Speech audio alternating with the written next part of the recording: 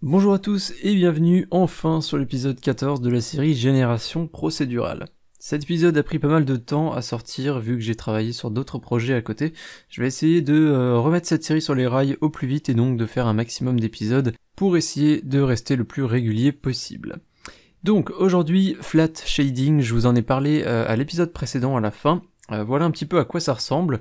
Donc on a en fait toujours notre génération procédurale, toujours l'idée de base, mais comme vous pouvez voir, on est sur des polygones qui sont beaucoup plus apparents en fait. On est vraiment sur du polygone, alors que chez nous, on avait tendance plutôt à avoir un terrain assez smooth, assez en fondu en fait.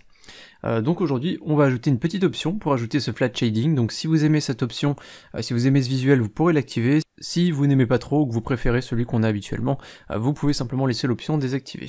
Comme vous le savez, la lumière de chacun de nos meshes est calculée basée sur les normales de chacun des vertex présents sur ce mesh. Donc pour qu'un triangle ait la même lumière sur chacune de ses surfaces, eh bien chacune des normales composant ce triangle doivent pointer dans la même direction. En revanche, ce n'est pas vraiment possible si un vertex est partagé entre plusieurs triangles. Donc ce qu'on va devoir faire, c'est être sûr que chaque triangle a 3 vertex. À chaque fois, chaque triangle doit en avoir 3, et ces 3 doivent lui appartenir. Ils ne doivent pas être partagés avec un autre triangle. Donc pour ces deux triangles, par exemple, au lieu d'avoir des vertex 0, 1, 2 et 3 que vous voyez à l'écran, ce qu'on va devoir faire, c'est donc avoir 6 vertices. Et ces éléments seront stockés dans notre array de triangles sous la forme 0, 1, 2, 3, 4, 5. Pour faire ça, on va se rendre dans notre script Mesh Generator et on va descendre au niveau de la classe Mesh Data.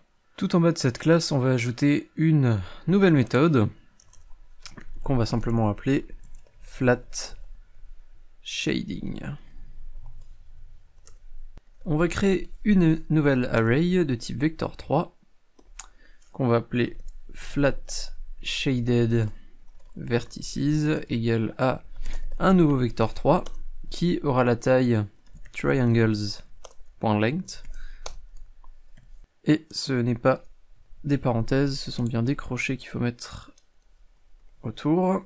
Il va falloir qu'on boucle sur chacun de nos vertices, donc pour ça, de chacun de nos triangles plutôt.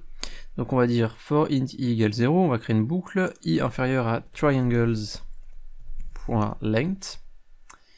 Et dans notre array flat shaded vertices, on va stocker chaque élément les uns après les autres, basé sur notre array de vertices, et on va récupérer dans cet array l'élément concerné, donc triangles i.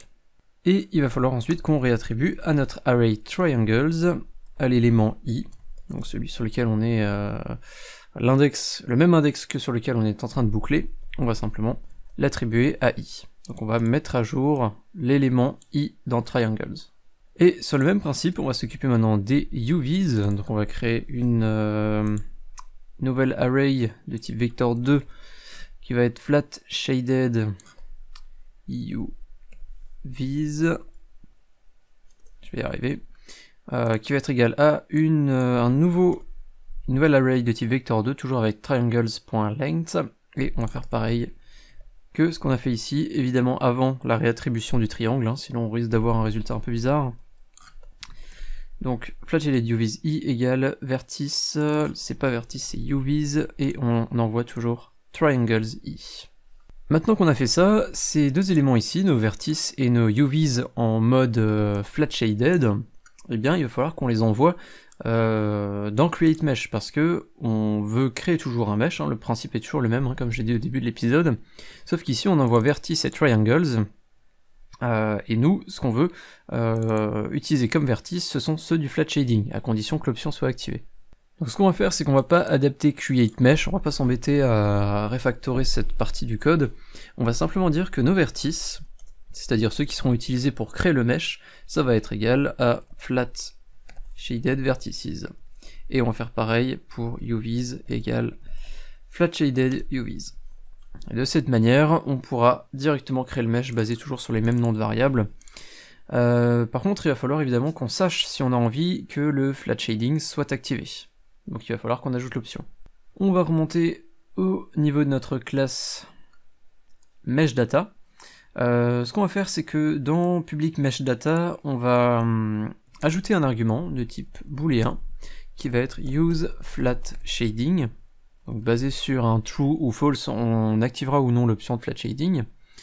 On va créer cette boule juste au-dessus, use flat shading. Et dans notre constructeur ici, on va simplement pouvoir l'ajouter. Donc this.useFlatShading est égal au useFlatShading qu'on a passé juste au-dessus en argument. Et ce qu'on va faire ensuite, on va descendre un petit peu au niveau de notre méthode bakeNormals, qu'on va passer en privé. On n'a pas besoin de la mettre en public, et on va créer par contre une nouvelle méthode qu'on va appeler processMesh, ce qui va en fait être la méthode, on va dire, finale, qui va vraiment préparer le mesh et lui passer, on va dire, des arguments plus ou moins optionnels. Et dans processMesh, on va dire que si on utilise le flat shading, on va appeler flat shading, et dans le cas contraire, on va utiliser la méthode plus ou moins contraire, qui est simplement bakeNormals, c'est-à-dire la méthode qu'on a juste en dessous et qu'on a utilisée dans le process habituel de génération de notre mesh jusqu'à maintenant. Un petit peu plus bas, il va falloir qu'on ajoute encore une nouvelle condition dans createMesh basée sur ce flat shading. Et c'est notamment au niveau des normals qu'on a une petite modification. On va dire que si on utilise le flat shading, alors juste avant, hein, l'ordre est très important, mettez-le juste après UV et avant les normals. Les normales qu'on va justement, lignes qu'on va justement modifier dans un instant. On va dire que si on utilise le flat shading, on va recalculer les normales. Et dans le cas contraire, si on n'utilise pas le flat shading, on va juste dire que les normales seront égales au bakedNormals. Voilà. On va remonter un petit peu, vu qu'on a modifié un petit peu la structure du code. Ici, bakeNormals n'est plus accessible en fait, parce qu'il est passé en privé. Du coup, c'est plus bakeNormals, nous qu'on va appeler c'est processMesh. Donc on va savoir avec processMesh si on doit utiliser le flat shading ou le process habituel avec le bake des normales. On va remonter tout en haut de notre script. À la suite de nos différents arguments qu'on a déjà là-haut, on va en ajouter un nouveau qui va être bool use flat shading. Et vous remarquez qu'on a une petite erreur à cette ligne ici au niveau de l'assignation du nouveau mesh data. Simplement parce qu'il faut qu'on ajoute justement cette valeur, est-ce qu'on utilise le flat shading ou non. On devrait en avoir terminé pour l'instant avec Mesh Generator, par contre il va falloir qu'on ouvre cette fois-ci Map Generator, on va en avoir besoin. Vous voyez notamment qu'il y a eu des erreurs, c'est justement ce qu'on va vouloir corriger. Notamment au niveau de la taille ici, il va falloir qu'on fasse attention. Comme je l'ai expliqué en début de vidéo, si on utilise le flat shading, on va avoir plus de vertices. On avait l'exemple avec deux triangles qui étaient accolés et qui donc partageaient deux vertices, ce qui fait qu'au final on n'avait que 4 vertices pour deux triangles. Là on va en avoir, comme on l'a vu, 6, donc 3 pour un triangle, 3 pour un autre. Alors je ne sais pas si c'est encore le cas aujourd'hui, mais Unity a une valeur maximale de 65 000 vertices pour un mesh. Je ne sais pas si cette règle est toujours d'actualité, mais par précaution, et parce que 65 000 vertices c'est quand même beaucoup, il va falloir qu'on fasse attention à cette valeur. On peut pas utiliser une valeur aussi haute, sinon on va générer beaucoup trop de vertices. Alors je vous épargne les calculs, on va utiliser la valeur 95, qui en réalité fait plus 1, donc c'est 96. Pour rappel, on utilisait 239, donc c'est 240 moins 1 plutôt qu'on utilisait, simplement pour simplifier le système de LOD, parce que c'était un nombre qui était divisible par les bonnes valeurs justement pour faire fonctionner facilement notre système de LOD. Donc là on va faire un peu le même principe, mais on va utiliser 95. On va ajouter également une variable publique, bool use flat shading, encore une fois le même nom. Et donc il va falloir qu'on envoie également cet argument à generate terrain mesh après le editor preview LOD. Et on a normalement un autre appel, voilà, juste ici, qu'on va donc envoyer. On va donc envoyer, voilà, use flat shading encore une fois à ce niveau-là, et ça devrait être bon. On va directement pouvoir aller tester ce système. On aura encore 2-3 petites modifications à ajouter, mais dans l'ensemble, on devrait déjà être pas mal.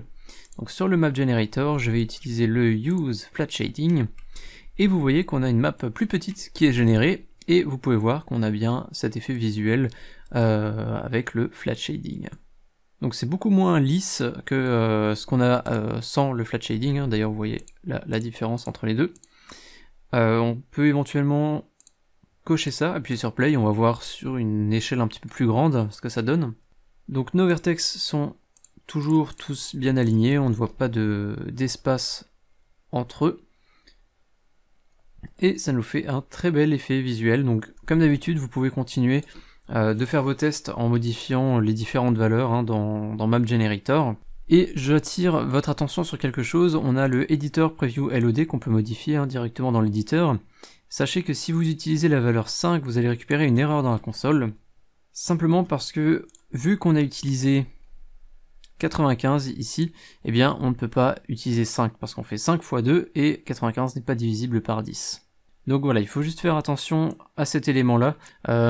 C'est la meilleure valeur qu'on puisse utiliser en fait pour notre système en flat shading, mais malheureusement c'est un nombre qui n'est pas divisible par 10, contrairement à 240 qu'on avait avant et qui était divisible par tous les nombres de notre LOD x2, notre niveau de détail x2. Donc ce qu'on va faire, c'est que là j'ai mis 96 en dur, 95, il va falloir qu'on change ça dynamiquement en fait. Si on utilise le flat shading, il faut qu'on attribue 95 à cette variable, mais dans le cas contraire, il faut qu'on attribue 239. Donc on va faire ça. On va retourner dans notre script map generator. La constante qu'on a ici, map chunk size, on va la supprimer. On va utiliser un système un petit peu différent qui va simplifier la récupération de la bonne taille de map. On va créer une nouvelle méthode, public statique, qui va retourner une int, qu'on va appeler map chunk size. On va ouvrir ça. Alors public, petite faute ici. On va faire un get à l'intérieur. On va dire que si on utilise le flat shading, alors on va retourner 95 comme on l'a vu avant. Et si on n'utilise pas le flat shading, on va retourner 239 comme on avait avant. Alors évidemment, use flat shading, le script n'arrive pas à la récupérer parce qu'il ne sait pas où le récupérer.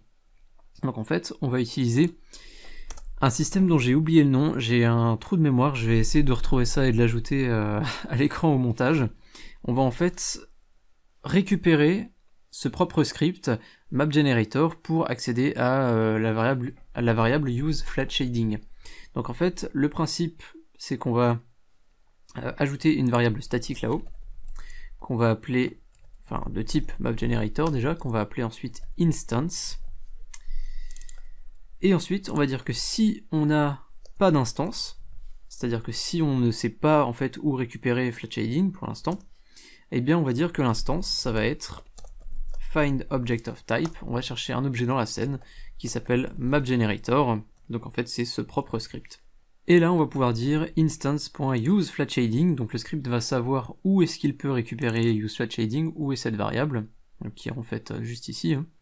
Alors j'ai fait une petite erreur de typo ici, ce n'est pas une méthode, hein, mapChunkSize c'est bien une int, donc il faut enlever les deux parenthèses, on peut sauvegarder, on va retourner dans la scène, la petite erreur ici devrait disparaître, voilà, et on devrait maintenant avoir effectivement la taille de la carte qui est dynamique en fonction de l'activation ou non du Use Flat Shading.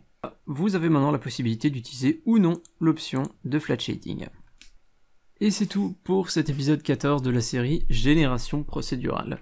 J'espère que vous avez apprécié cette vidéo. J'ai hâte de vous proposer la suivante. Si vous appréciez la série et que vous souhaitez me soutenir financièrement, vous pouvez le faire via Tipeee ou Utip. Les dons permettent simplement de continuer à créer des vidéos et de vous partager du nouveau contenu toutes les semaines. Si vous n'avez pas la possibilité de faire un don mais que vous souhaitez quand même soutenir la chaîne et que vous avez un petit peu de temps, vous pouvez faire un tour sur Utip et regarder volontairement des publicités de quelques secondes qui vont me rapporter quelques centimes.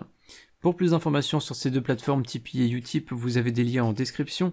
Et avant de terminer la vidéo, un énorme merci aux tipeurs du mois dernier, qui sont affichés à droite de l'écran, avec un remerciement spécial à Tenno et Spyprog.